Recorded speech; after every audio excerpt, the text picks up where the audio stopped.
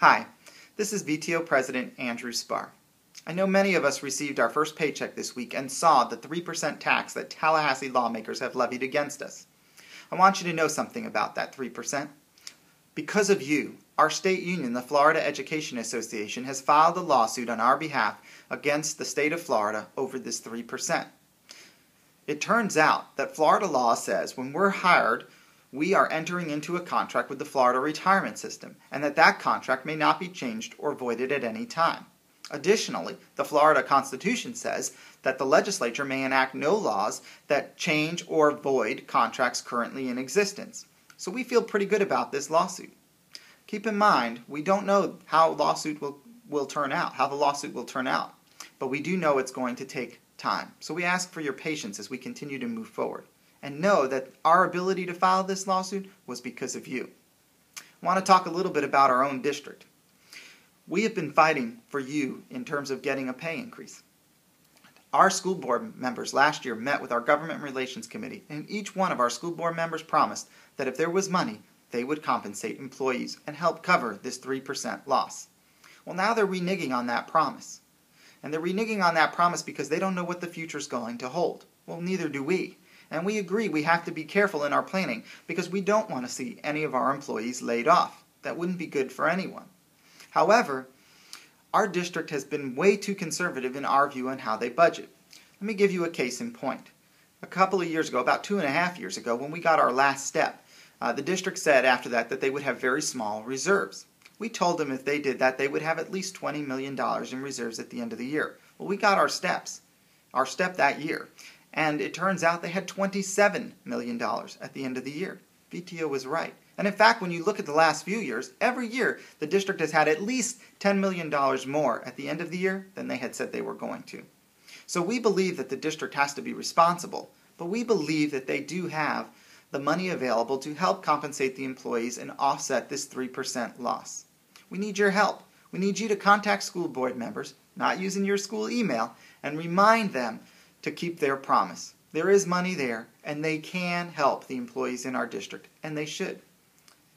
I want to move forward a little bit more and ask you a few questions. First, do you believe that all of our students deserve great quality public education? Do you believe that we deserve fair wages and fair benefits? Do you believe that Tallahassee is going to come after us and try to take more this year?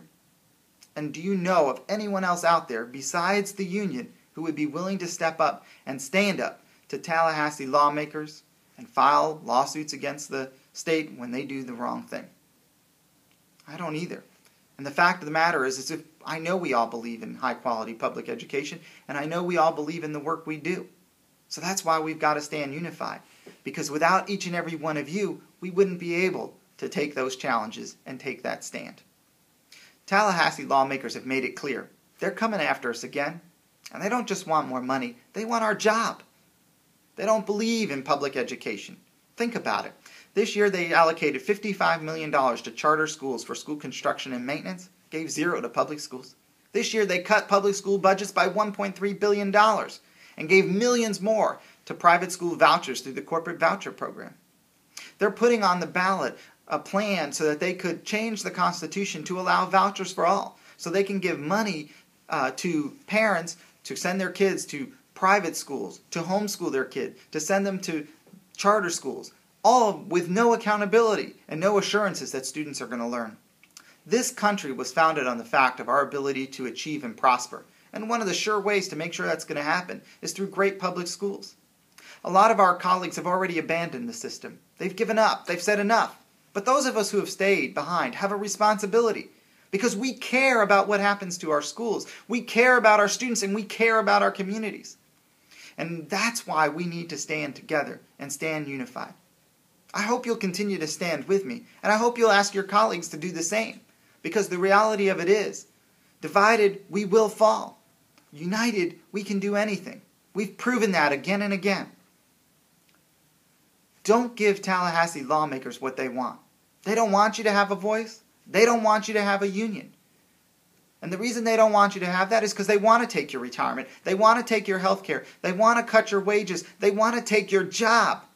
If we are not standing together, we will not be able to overcome these challenges. That's the bottom line. That's the reality of the situation we face. So I hope you will continue to stand with me, and I hope you will continue to encourage your colleagues to do the same. Our students deserve better. Our profession deserves better. Thank you.